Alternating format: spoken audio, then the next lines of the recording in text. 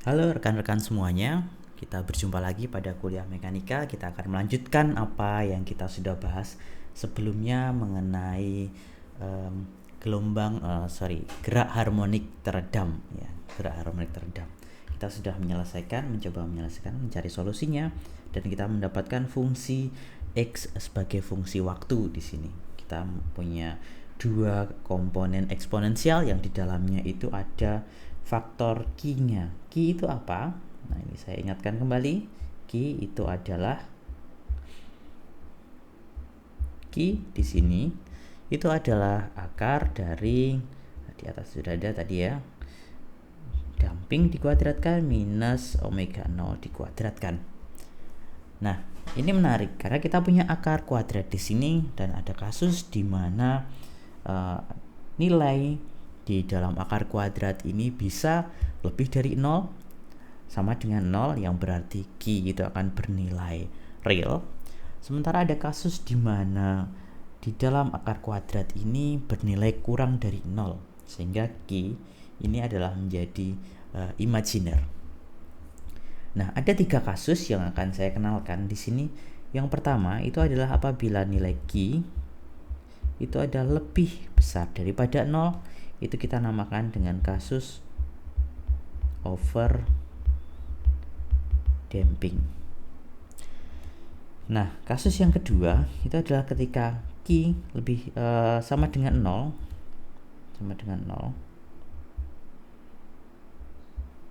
ketika Q sama dengan 0,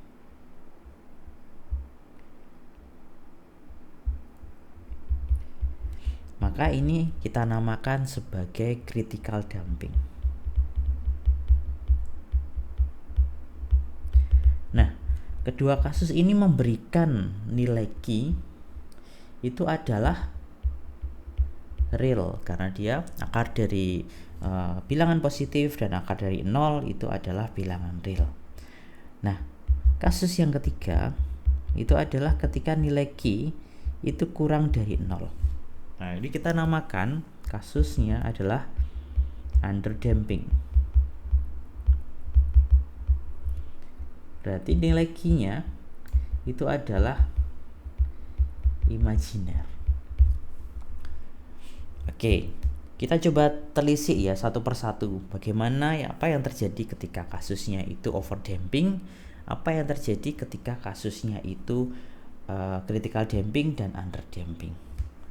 Untuk kasus yang pertama, ketika sistem massa pegas kita itu dia overdamping,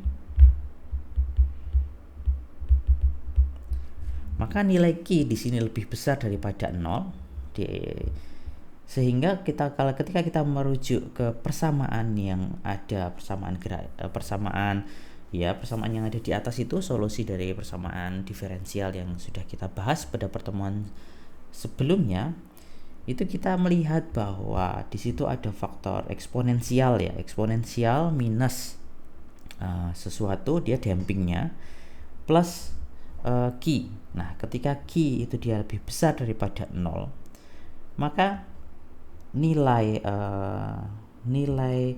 peluruan di sini itu akan menjadi lebih besar, sehingga dia akan secara lambat dia akan kembali kepada titik equilibrium tanpa ada osilasi. Nah, ketika yang kedua, kasus kedua itu di mana terjadi critical damping.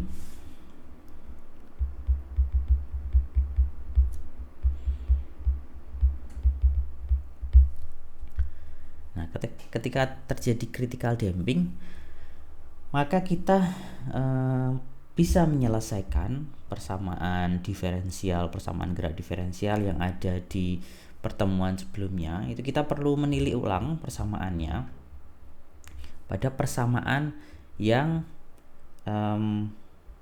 ada pada kasus yang sudah kita pisahkan. Jadi kan tadi kemarin kita sudah membahas mengenai binomial teorema binomial, sehingga kita bisa memisahkan persamaan diferensial kuadratis itu menjadi 2 faktor.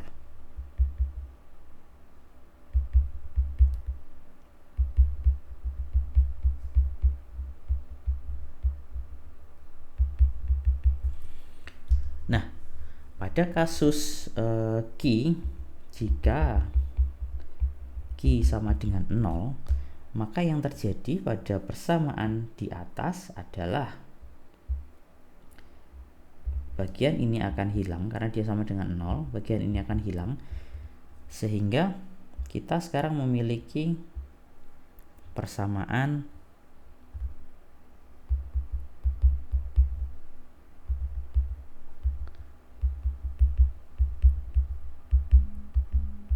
seperti ini.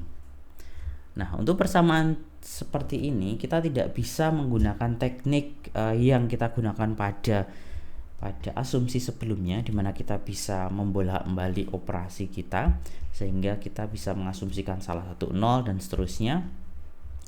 Namun kita bisa menyelesaikan persamaan ini dengan cara lain. Nah, kita bisa mensubstitusikan U gitu ya. Kita definisikan bahwa U itu adalah D dikalikan gamma dikalikan X, sehingga persamaan di atas, persamaan yang ini akan menjadi persamaan yang baru, yaitu D plus Y gamma dikalikan U sama dengan 0. Nah, dengan cara yang sama dengan yang kita demokan pada pertemuan yang lalu, tipikal diferensial first order ya, di order 1 diferensial seperti ini, itu kan sebetulnya dia formatnya itu sama dengan du per dt plus gamma dikalikan u sama dengan 0. Nah, ini bisa kita pindah kanan, du per dt sama dengan minus gamma u. Kemudian bisa kita pindah ke sebelah kiri sehingga menjadi du per dt bisa kita tulis u dot per u adalah negatif gamma. Nah, ketika kita integralkan ruas kanan dan ruas kiri, kita mendapatkan bentuk yang sebelumnya sudah kita kenal. Ini kita integralkan. Oke. Sehingga solusi dari persamaan diferensial order 1 yang ada di atas ini juga mirip dengan solusi yang ada sebelumnya, yaitu U itu adalah A dikalikan eksponensial minus gamma T. Ya, bedanya sekarang kita tidak ada faktor Q ya di sini ya. Nah, ini kita baru menyelesaikan untuk U. Nah, sehingga kita bisa memasukkan lagi di sini untuk U itu tadi kita mengasumsikan bahwa U itu adalah D plus gamma dikalikan X ya. D plus gamma dikalikan X. Sehingga tadi U itu sama dengan D plus gamma dikalikan X.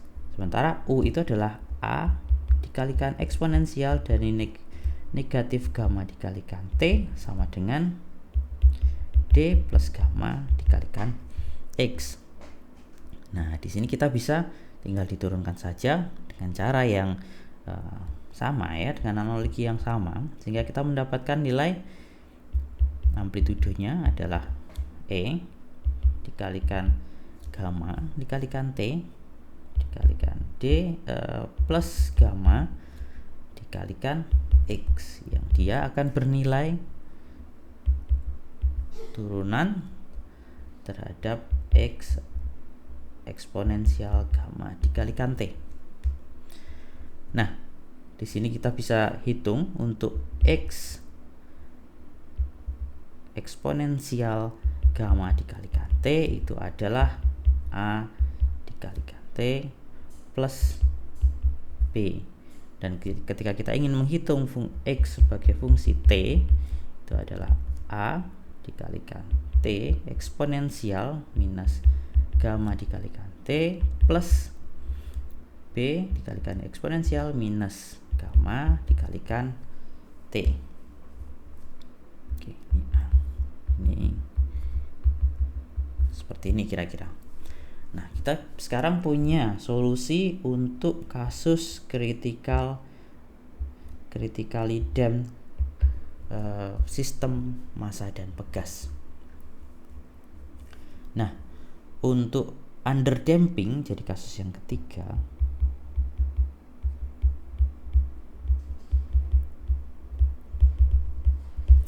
untuk underdamping itu sedikit berbeda, tidak sedikit, ini lumayan banyak. Ini karena gamma kuadrat minus omega 0 kuadrat dia nilainya lebih besar, lebih kecil daripada 0, sehingga Q itu adalah imajiner,